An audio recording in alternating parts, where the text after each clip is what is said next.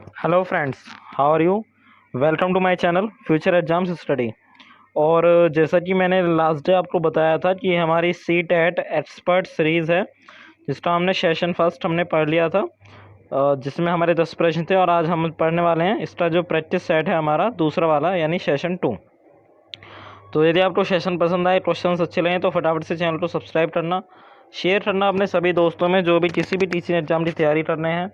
और best news आप सभी जानते हैं कि सी टेट का नोटिफिकेशन जो था वो आ गया है, जिसमें आपको डेट दी है कि आप 20 सितंबर से अपना जो फॉर्म है वो अप्लाई कर सकते हैं सी टेट के लिए।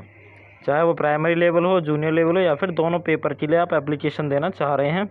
अभी उसका डिटेल नोटिफिकेशन और जो लिंक आउट है वो 20 तारीख से स्टार्ट हो जाएगा, जिसमें आपको सारी चीज़ें और समझने को मिल जाएंगी। तो आइए चलते हैं फटाफट से सेशन की तरफ। पहला प्रश्न है हमारा, किस आयु में मानव चिंतन में तर्क का आरंभ होता है। यानी ऐसी कौन सी आयु होती है बच्चों की जिसमें जो है उनमें सोचने की क्षमता आ जाती है, जिसमें वो रीजनिंग कर सकते हैं, वो भी कॉन्क्रीट वाली। तो बाल्यावस्था है, शैशवावस्था है, किशोर अवस्था है, या फिर सभी में। तो अब समझिए ज़रा एक तरफ से।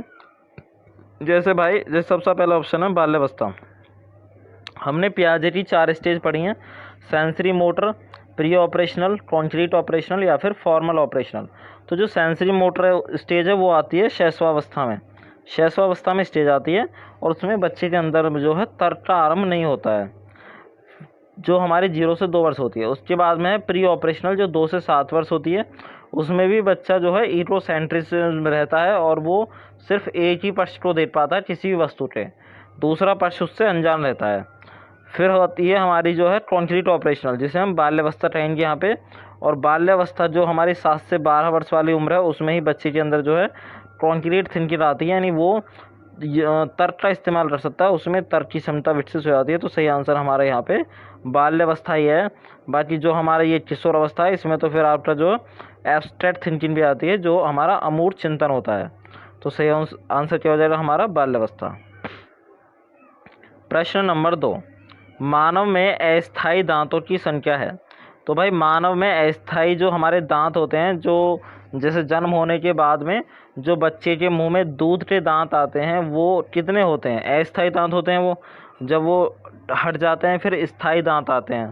तो अस्थायी दांतों की संख्या हमसे पूछिए, संख्या कितनी होती है। 20 होती है, 32 होती है, 20 होती है, 12 होती है, या फिर 36 होती है। तो इसका जो सही आंसर है वो हमारा आंसर नंबर 2, यानी इसकी संख्या होती है 20।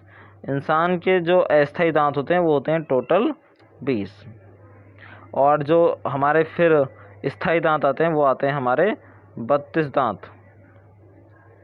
प्रश्न नंबर हमारा 3 है, एडोलेसेंस पुस्तक के राइटर पूछे हमसे। एडोलेसेंस यानी किशोर अवस्था, फ्रायड, स्टेनले हॉल, बिग्गी, या फिर थॉर्नडाइक। तो देखिए फैक्चुअल सा प्रश्न है, इसका सही आंसर हो जाएगा हमारा स्टेनले हॉल। स्टेनले हॉल ने किशोर अवस्था पे काफ़ी कुछ काम किया है। उन्होंने अपनी ये पुस्तक लिखी है एडोलेसेंस नाम से, और उन्होंने ही बोला है कि जो हमारी किशोर अवस्था होती है वो तनाव एवं तूफान की अवस्था होती है। ये स्टेनले हॉल का ही जो है स्टेटमेंट है, और इन्होंने इसी विषय पर इन्होंने अपनी पुस्तक भी लिखी है। तो इसका सही आंसर क्या हो जाएगा स्टेनले हॉल। प्रश्न नंबर 4, ड्यूटो शब्द का अर्थ है भीतर से, बाहर से, ऊपर से, या फिर नीचे से। तो ड्यूटो शब्द का जो सही अर्थ है, सही अर्थ हो जाएगा हमारा बे, यानी बाहर से। इसके बाद में प्रश्न नंबर 5, मनोविज्ञान किस प्रकार का विज्ञान है।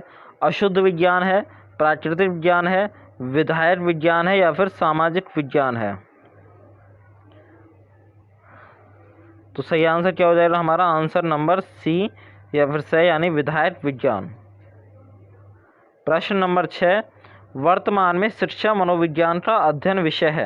यानी वर्तमान में जो हमारा शिक्षा मनोविज्ञान है वो किस चीज़ का अध्ययन करता है, किस चीज़ का अध्ययन होता है शिक्षा मनोविज्ञान में। चेतना, मस्तिष्क, मानव व्यवहार, या फिर आत्मा।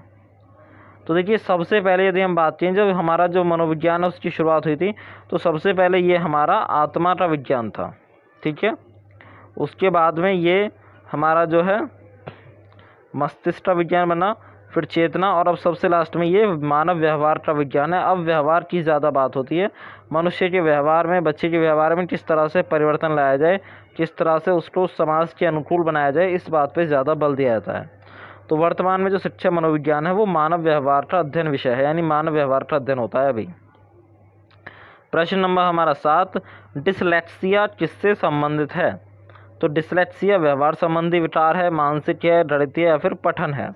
तो यदि आपने एक बार भी आपको पढ़ाया तो आपको अच्छे से पता होगा कि डिसलेक्सिया जो है वो पढ़ने लिखने से संबंधित बीमारी है, पढ़ने से संबंधित बीमारी है, लिखने से संबंधित होती है हमारी डिस्ग्राफिया, और ये जो गणितीय विकार होता है इससे संबंधित होती है हमारी डिसकैल्कुलिया। ठीक है, तो हमारा जो सही आंसर है, सही आंसर क्या हो जाएगा हमारा ऑप्शन नंबर डी, यानी कि पठन विकार हमारा यहाँ पे सही आंसर हो जाएगा। ये डिसलेक्सिया इससे संबंधित है, पढ़ने से संबंधित।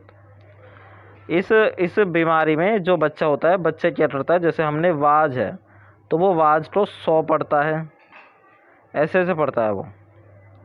प्रश्न नंबर हमारा 8, पुरुष स्त्रियों की अपेक्षा ज़्यादा बुद्धिमान होते हैं, यह कथन, यानी ये जो स्टेटमेंट है कि पुरुष जो होते हैं वो स्त्रियों की अपेक्षा ज़्यादा बुद्धिमान होते हैं, ये सही है या फिर जेंडर स्टीरियोटाइप को दर्शाता है? भाई ये जो स्टेटमेंट है ये सही है या फिर जेंडर स्टीरियोटाइप को दर्शाता है, या फिर बुद्धि के भिन्न पक्षों के लिए सही है या फिर सही है? तो जहाँ पर किसी भी एक जेंडर के बारे में ऐसी बात हो रही है तो वहाँ पे सीधा सीधा है हमारा कि आंसर हो जाएगा जेंडर स्टीरियोटाइप, यानी ये जेंडर में भेदभाव को, पक्षपात को दर्शाता है, और यही हमारा सही आंसर है, बी आंसर। प्रश्न नंबर 9, 0 से 25 बुद्धि लब्धि वाले बच्चे को हम क्या कहते हैं? भाई हम उसे मूर्ख बालक कहते हैं, जड़ या फिर पिछड़े या फिर मंदबुद्धि।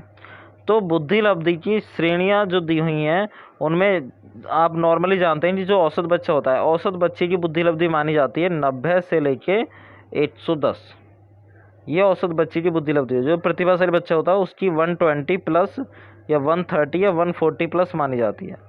उसके अलावा जैसे अब नीचे की तरफ आते हैं तो फिर हमारे मंद बुद्धि, पिछड़े, इस तरह से बच्चे आने शुरू हो जाते हैं। और जो 0 से 25 वाला जो बुद्धि लब्धि वाला बच्चा होता है उसे हम कहते हैं एकदम जड़ बालक, यानी वो सबसे नीचे वाले स्तर पे होता है। जो 25 से 50 होता है उसे हम बोलते हैं मूर्ख बालक। जो हमारा 50 से 70 होता है उसे बोलते हैं हम मंदबुद्धि बालक। जो 70 से 90 होता है उसे बोलते हैं हम पिछड़े, और 90 से ऊपर फिर औसत, और फिर उसके बाद में प्रतिभाशाली। इस तरह से श्रेणी जाती है। प्रतिभाशाली में 120 भी सही है, 140 भी सही है, 130 भी सही है। वो डिपेंड है कि प्रश्न में आपसे पूछे किस तरह से पूछता है कि प्रतिभाशाली बच्चे की बुद्धि लब्धि क्या होती है। तो जो हाईएस्ट दी हुई है वही बता दीजिए। 120 हाईएस्ट दी हुई है ऑप्शन में तो वो बताइए, 140 है तो वो बताइए। औसत 90 से 110 के बीच में। और ये हमारा लास्ट प्रश्न है आज का, प्रश्न नंबर 10। गेस्टाल्ट का अर्थ है तो पूर्णाकार, संज्ञान, अनुमान या फिर अनुबंध। क्या आंसर सही है हमारा, बताइएगा फटाफट से। जो हमारा गेस्टाल्टवाद दिया है, जिसमें जो हमारे कोहलर उन्होंने बात की है, जिन्होंने अंतर्दृष्टि वाला सिद्धांत दिया है कि अचानक से इंसान को आइडिया आता है, उसके दिमाग की बत्ती जलती है और वो फटाफट से चीज़ों को समझ लेता है। ये हमारा सडनली ऐसा होता है माइंड में। तो जो गेस्टाल्टवाद है वो किससे संबंधित है? वो संबंधित है हमारा पूर्ण आकार से, यानी वो हमेशा पूरे पक्ष के बारे में सोचता है। तो ये था हमारा आज का दूसरा सेशन, जिसमें हमने 10 प्रश्न किए हैं, और सारे के सारे प्रश्न ही बेस्ट थे अपने आप में, पेपर के हिसाब से, जो हमारा सीटेट आ रहा है उसके हिसाब से। यदि आपको सेशन पसंद आया हो तो फटाफट से सब्सक्राइब कीजिए, लाइक कीजिए, वीडियो को शेयर कीजिए अपने सभी दोस्तों के साथ में। जैसे ही हमारा इसमें धीरे धीरे सब्सक्राइबर्स बढ़ते हैं और हम एलिजिबल होते हैं लाइव क्लासेस के लिए, हम फटाफट से आपकी लाइव क्लासेस स्टार्ट कर देंगे। दिन में टाइम के हिसाब से, डिफरेंट टीचर्स के हिसाब से, मैथ्स, इंग्लिश, साइंस, हिंदी, जो भी हमारा सीटेट में जो हमारा सिलेबस पूछा जाता है उस हिसाब से। तो फटाफट से शेयर कर दीजिए इसे, जिससे हमारा जो हमारा टाइम है वो थोड़ा सा जल्दी हो जाए और हम जल्दी से जल्दी आपको लाइव क्लासेस भी प्रोवाइड कर सकते हैं। तो ये थी आज की बात, और सेशन में आने के लिए आपका बहुत बहुत धन्यवाद। कमेंट बॉक्स में बताना सेशन कैसा लगा आपको। शुभ रात्रि, जय हिंद, वंदे मातरम।